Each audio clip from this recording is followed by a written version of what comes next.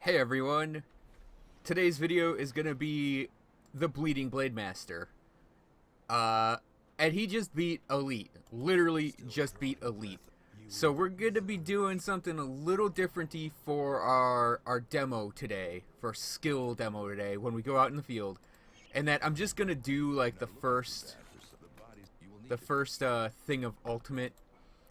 And the first quest of Ultimate to go kill the Reanimator, but I'm going to grab up all of the quests real quick, and then we'll jump right into the skills. Fabric. Greetings, child. Get my freebie experience, all that stuff. And here we are. So, literally just starting Ultimate right now. Haven't even tested anything he does in Ultimate. We're just barreling right into it. Just face first, right at the enemies. And maybe we'll screw up. Maybe we won't. We'll see. So, our Blademaster, our bleeding-based Blademaster, has gone through a couple changes since the last video. The first of which is I've decided for now to do sword and board. He's maybe going to continue doing that. I only have shield training at 2 of 10, and I don't have the shield maiden yet, because I'm still debating it a little bit. Between sword and board or dual wielding. And I mean, I could really go either way on it. I know you can go through Ultimate without a shield and be fine, but I kind of like the idea of having this character using a sword and shield instead of 2 weapons. But I mean, I could go with 2 weapons. His main attack is Blade Arc, and Blade Arc is awesome. You basically just swipe and just a giant chunk of enemies will die before you, and it's a bleed attack. So when we hit enemies, we can actually like hit them once or twice and then just run away because they will be bleeding out. I have Laceration, also really, really high up there. And I may actually keep that at 12 of 12 instead of 15 of 12. That, and like maybe put the 2 points over here. The reason that's at 14 is because when I was dual wielding, 2 Spine Carvers kept that at 16 of 16. But I obviously switched the shield out. Or switched the weapon out for a shield. And yeah, I just haven't bothered to put the points back in there yet. So, Warcry is another big ability for us. The 33% reduction to enemies' health is great, especially because it hits, like, a huge area. So, Warcrying and bleeding an enemy at the same time will hurry along their death. It's also pretty handy to reduce the target's damage, so it's kind of a good survival ability for us as well. I ticked a point in Fighting Spirit, just to have a point in Fighting Spirit. Blitz is a 1-pointer because it'll get us from point A to point B very quickly. I have Field Command and Squad Tactics at their caps, and I may overcap these. I haven't decided yet. We're pretty close. I mean, we have, 28 points left, so, and I really don't know what I want to level up next, in all honesty. But, yeah, we could just overcap all the stuff that needs overcapping. Decorated Soldier I have a point in, and I don't really know that I need to put more points in it. We're going to see what I do for gearing as I go forward and for augments. But this, I would mostly use it to get my elemental resistance built up. But 1 point in there will give us, an additional point on top of that with our plus skills. So, I mean, 8% elemental res is not that bad. And 40% physical damage. I mean, it will apply to our attacks because we are mostly doing physical weapon attacks with the bleeds on top of it. So it's fine to put a point in there. Military conditioning is maxed out, and shield training I have a point in right now, and depending on how things go forward, it might be a thing I cap out. We'll see as we go.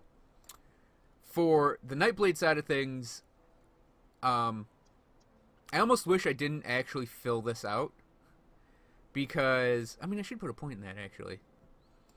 Okay, I'm back. What I just did real quick was I took the 3 points out of Laceration, put 2 points on Blade Arc proper, and threw a point in Circle of Slaughter, because I want to have that little extra bleed damage on there. I was intending to use this as a main, like, damage ability, but Blade Arc is just, like, it's already hitting everything, so I don't really need, like, Blade Arc is just hitting everything, and I don't really need Circle of Slaughter. Ring of Steel Circle of Slaughter built up because, I mean, I already have AoE as my main attack. So I'm using this, but I wanted to have the little bit of extra bleed in there.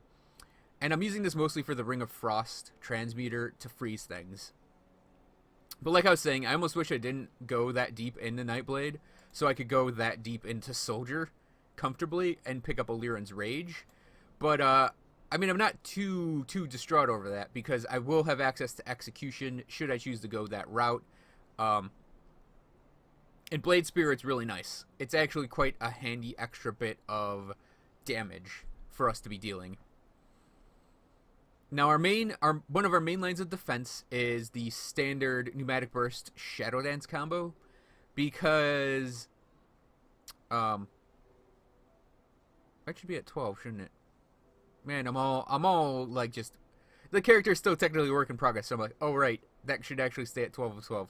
That should probably stay at 12 of 12 as well. But anyways, yeah, I'll get to like really cleaning this character up at 85. So yeah, anyways, Pneumatic Burst, we constantly have Pneumatic Burst on, which is what will keep us alive and will help us move fast and heal us constantly. Because the healing on this, obviously every time we use it, it'll heal us, and the total speed will be up, so we'll be attacking faster. And then Shadow Dance gives us the 20% melee and projectile avoidance with defensive ability. I ticked the point in Elemental Awakening for the tiny bit of bonus it provides, but I mean, I could probably put that point elsewhere. I mean, it's not a huge point loss or investment or whatever, but yeah, I just have that for that extra bit of elemental damage and Frostburn that'll always be on, and it's always 4% more elemental resistance. And that could be a candidate to max out as well, depending on what the endgame gear is for this character.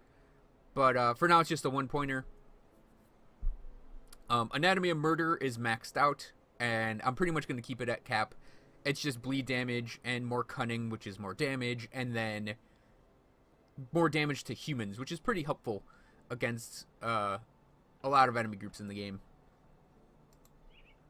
So I'm also going to probably work on Veil of Shadow and Phantasmal Armor in the near future.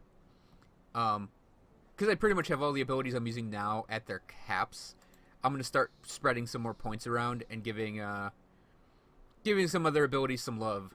And potential build changes in the future. If I decide to go with dual wielding, I may actually switch out Blade Arc entirely and go with the auto attack dual blades abilities.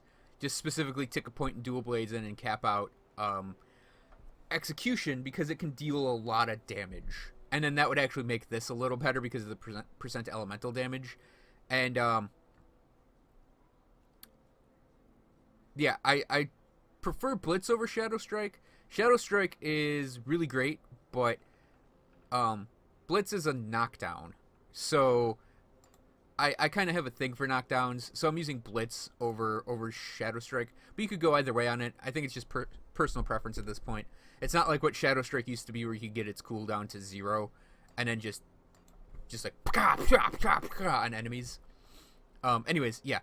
Might switch out the Blade Arc side of things for the dual wielding abilities. And in that case, I would obviously take that point out of shield training. But yeah, if I choose to keep the shield, obviously I'm going to max out shield training at some point. And maybe even pick up Maynard's Will. And at least 1 point. But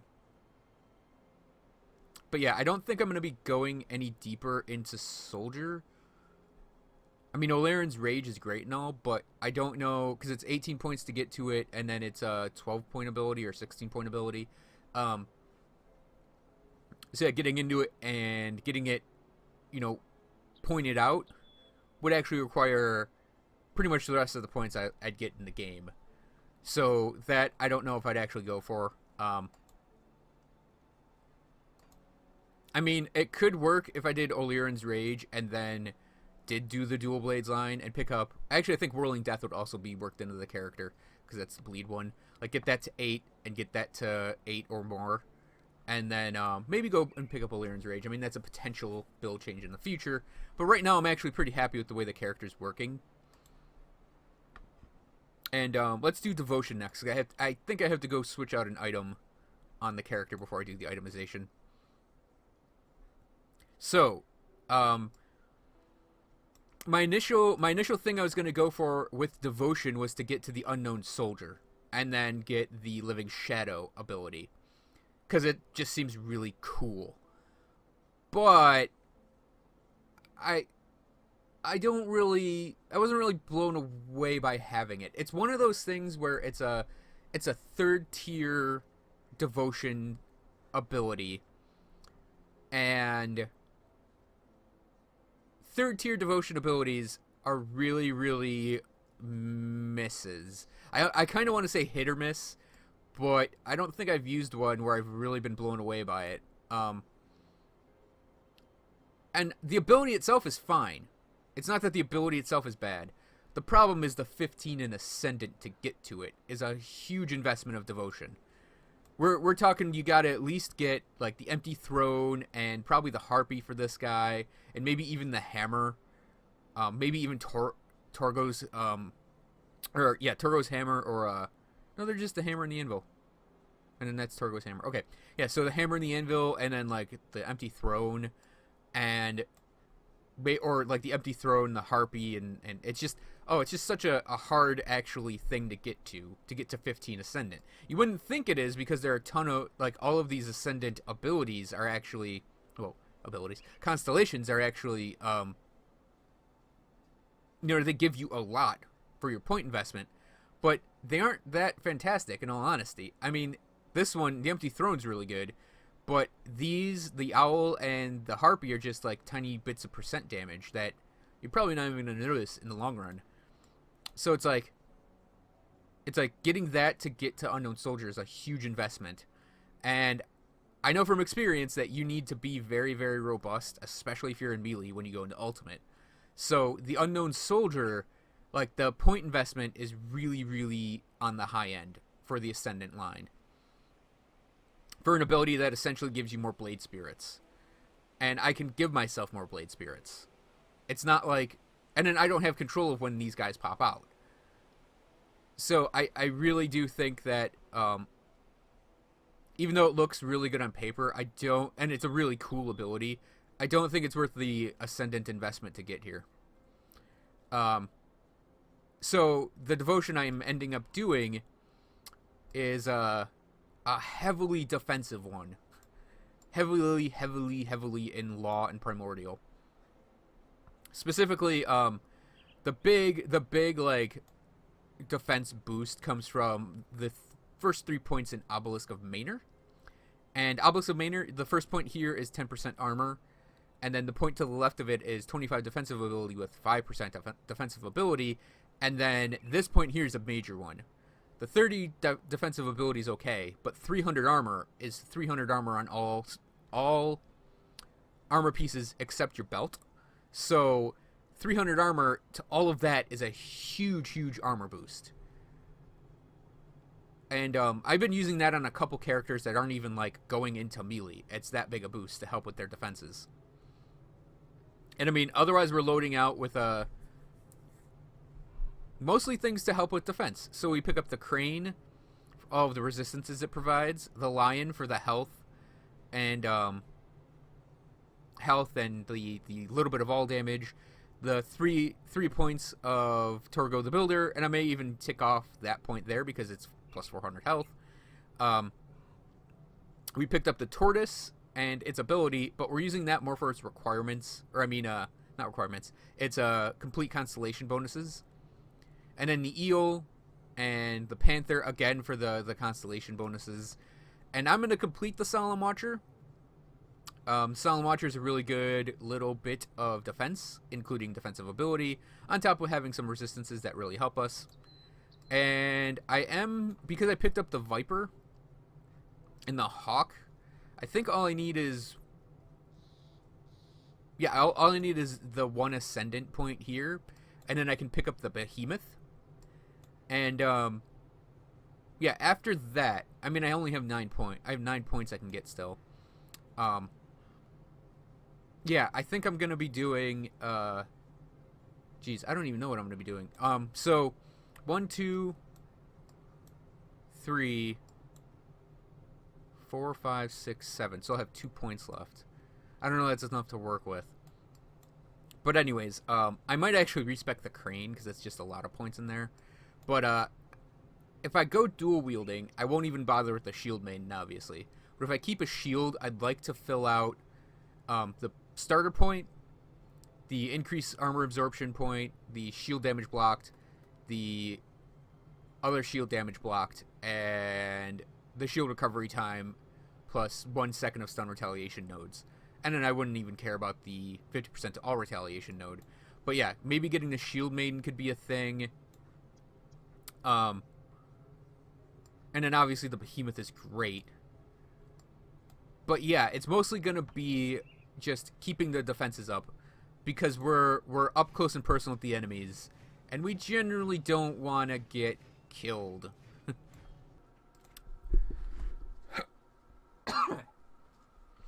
Okay, the items for this character. We are using a spine carver sword. If you want to dual wield, you can always get 2 spine carvers. They're really awesome for a bleed damage character. And I stuck a bloody whetstone in it. The bloody whetstone's ability is kind of redundant, but it's nice to have another source of a bleed. So I don't actually mind having it. And the bloody whetstone's abilities itself, or little bonuses itself, aren't that bad. I would actually prefer an Illyrian's blood, but I'm actually going to save that for a legendary I have floating around that I'm going to equip at 75. Illyrian's blood's really expensive to make, so I don't really want to make it for just like a weapon I'm using while leveling up. Our chest piece is the Elite Legion Cuirass. It's not a bad chest piece. It's a pretty much DPS-y chest piece. It's yeah, and it's got +3 to laceration. I threw a hallowed ground in it to make up for my elemental resistances. You could easily do Chains of Illyrian if you want, or ballistic plating, or sanctified bone, I think it is, for the resistances that provides. Yeah, not much else to say there. My pants are Blade Guard leggings, and I have pants lined up at 75 again. These are okay Blademaster pants. Nice to have that little bit of movement speed and avoidance for melee attacks. I might actually want later on to go with a very defensive pair of pants that build up resistances. Maybe something with poison resistance, since that's where I'm lacking. But yeah, otherwise they're just standard pants. Still have an ancient armor plate in there, but I'd probably go for mutated scales or silk swatch, in all honesty. Well, not a silk swatch. Silk swatch would be a bad idea. So maybe I'd go for mutated scales in the end, just for the raw health that provides. My offhand shield is Bernard's Slightly Chewed Buckler of Maynard's Will. This drops off of the... I believe it dropped off of... I'll probably I might end up fighting in this video. That unique spawn that's in, like, it's the Putrid Den in the junkyard. So it dropped off of that thing. Like, this is I guess it's the infrequent that drops off that. The Bernard Slightly Chewed Buckler. And mine was of Maynard's Will. And it's like, it's an awesome set of stuff to give a character like this. Because he is using internal trauma damage on Blade Arc.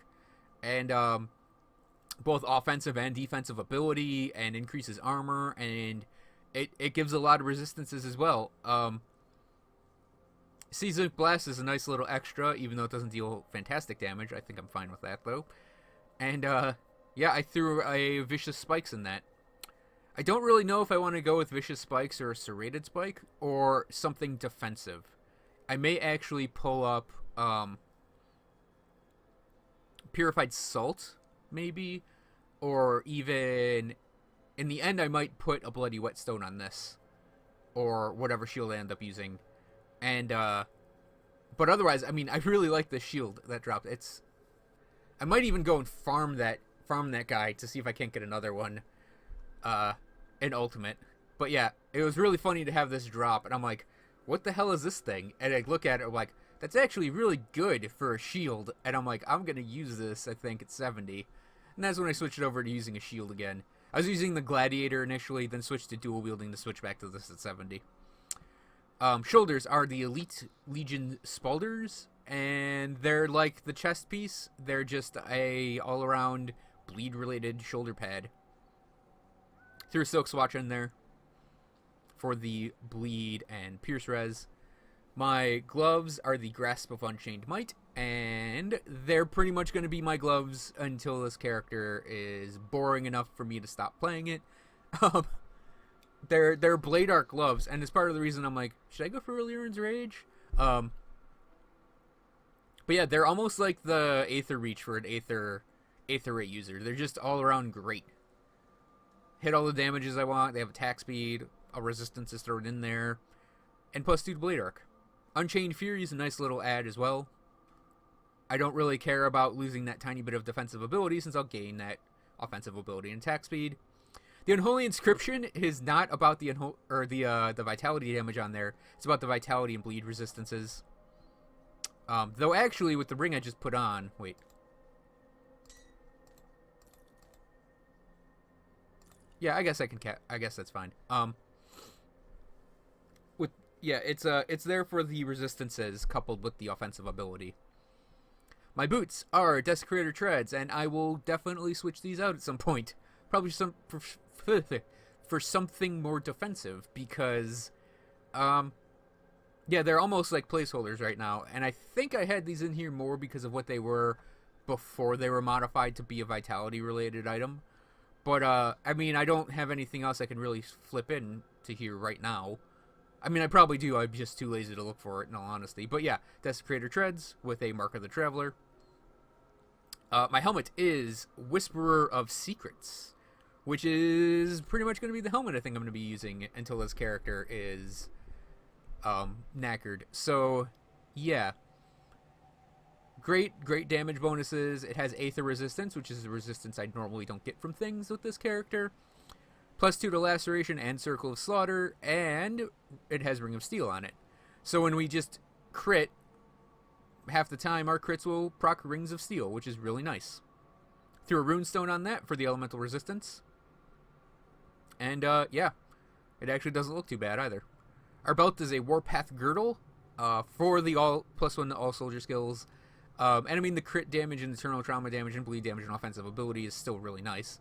So, if I get like a Tinkerer's Ingenuity, I'll probably throw that on here instead of this. But for now, that's going to be my belt, and probably going to be my belt forever. Rings. I am using a Life Giver Signet for the Lifesteal and the Vitality Res. Extra Constitution's nice, but, and health is nice. But yeah, mostly using it for the attack damage converted to health and the Life Drinker ability. Oh, and I want to point something out. A possible way to go with Devotion with this character, the Revenant now has attack damage converted to health, health and less damage from undead, Vitality Res, attack damage converted to health, and more damage to undead and attack speed. The ability I wouldn't actually pick up for this character, but the 5 points for this are actually really nice. And I may consider doing that in the future as well, just as another little aside on potential build changes in the future. The Soul Shard on here is what I had on this item when it was on another character, and I'd probably switch it out for something else in the future.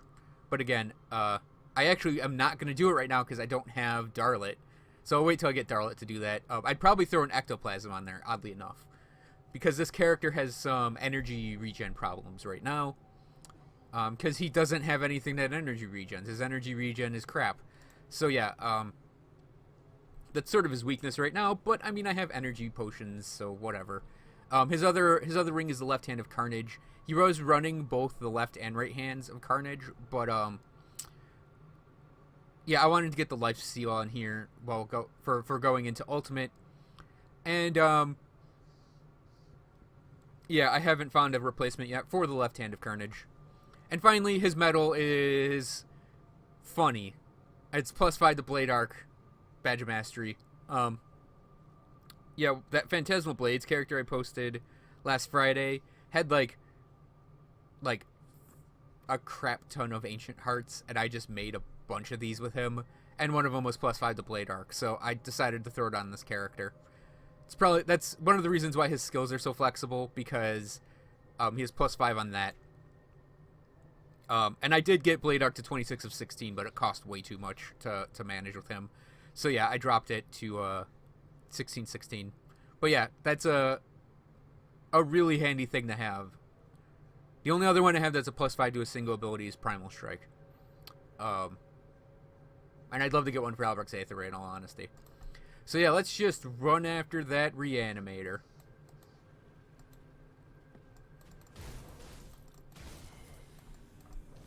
So the undead you encounter at this point in the game are actually, I believe, considered ethereals, so you can actually hurt them pretty well. So I'm not too worried about dealing with undead with this guy, because he has that internal trauma damage ability with laceration. Okay, so I gotta remember what I'm doing.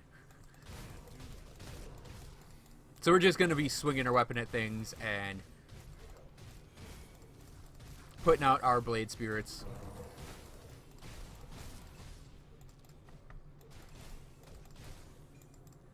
That skill's not ready. So basic strategy, like with most Nightblades, is you want to have Night's Chill. Jeez, you want to have pneumatic burst up all the time. So I just keep tapping the button as I go, regardless of whether or not I need the heal. This should be fun. Hang on. Boom! Gonna send that eyeball rolling, because we don't want to get shot with electricity while we're doing the fighting. So yeah, as you can see, as I mentioned before, he's got abysmal energy regen. This is part of the reason I might consider going to an auto attack build. But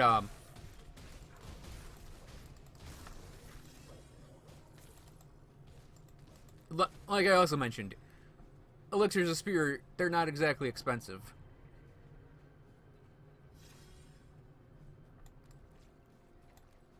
It's a glowing lily pad. So that boss was like nothing. We just wrecked it.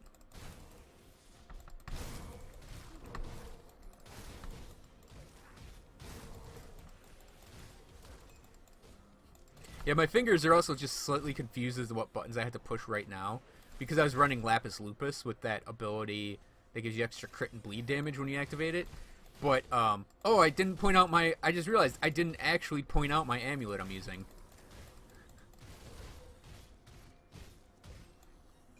The amulet I'm using is an Avatar of Mercy for just all of the defenses that provides. And its ability. It's part of the reason I want to get a Tinkerer's Ingenuities. It has a similar type of defensive ability on it.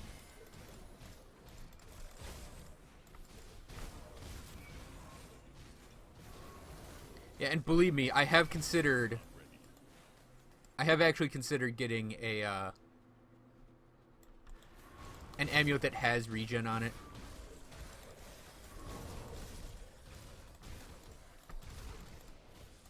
So it's also always frightening doing Aether Crystals with this guy, because he bleeds himself because they reflect. So it's like we walk up to this and we all of a sudden have this huge bleed on us, and it's like, yeah, we're bleeding ourselves to death, literally fighting that. So it's like, oh, that's fun.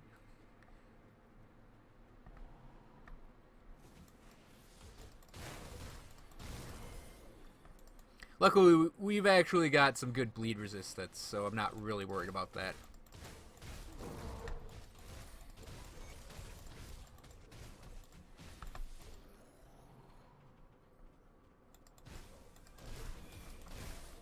can't do that yet. So we put our Blade Spirit out early, because it's going to wander over and start attacking these things over here, which includes this Reanimator.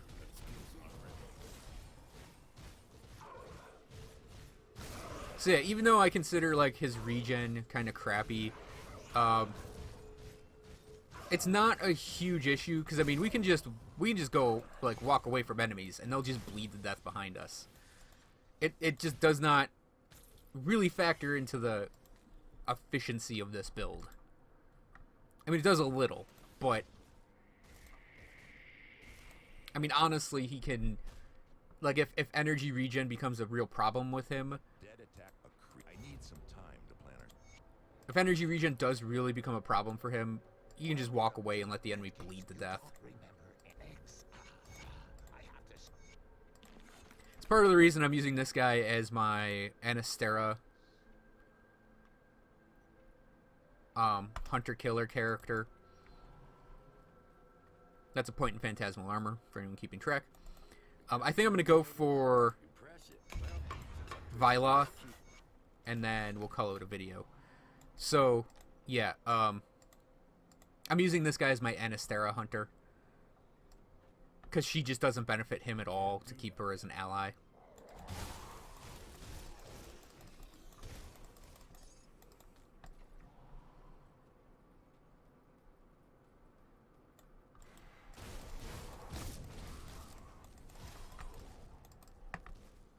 Can't do that yet.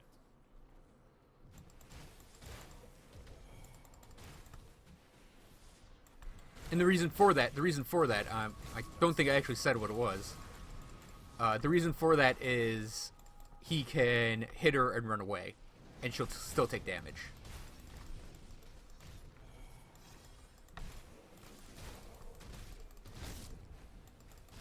Because all he has to do is get a bleed going, and then he just deals crap tons of damage through the bleed. So it's like, he can do excellent hit and run attacks. Plus he has Blade Spirit, which is really helpful for just, you bleed a thing with, and then you have your Blade Spirit hitting it as well. Oh, and his relic is Nemesis. Jeez, I just forgot to talk about lots of stuff in the gearing section. That skill's not ready. And I'm going with Nemesis right now, and probably, unless I dual wield, I'll go for, I think it's Blademaster's Talisman. Or the, I think it's Oliran's might be another good one. I don't have Blagathian's Carnage yet, so I can't do that. But I mostly use Nemesis because it's cool.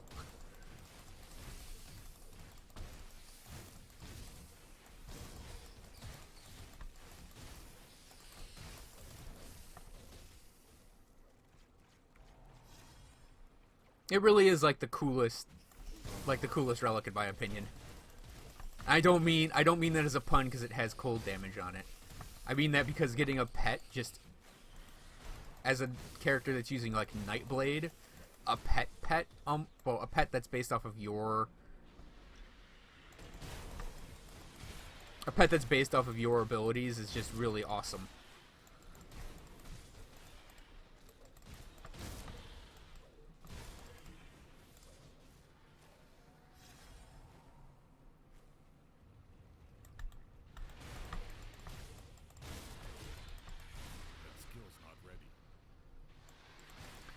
This guy's build is actually coming out a little later than I wanted, because when I actually went to fight Logharon, the first time, the game froze halfway through the fight and crashed, and I was like, oh, that just took all the wind out of my sails doing it. And that's also why I'm in the beginning of Ultimate instead of picking some, like, crazy boss or something to fight later in the first act or even in the second act, because like, I was like, you know what, I'm just gonna do this.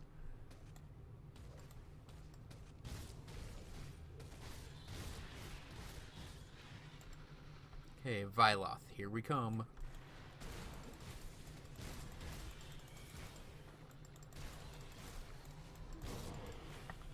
That skill's not ready.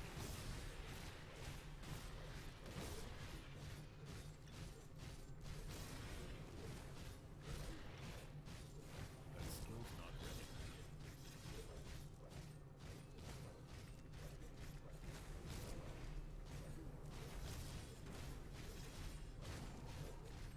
See, it's like, yeah, she's going slow, but, like, okay, I'm hurting, so I'm just gonna run away. She's just dead. Ooh, we got a thing. Ooh, empowered Chthonian Thread Sash. Nice.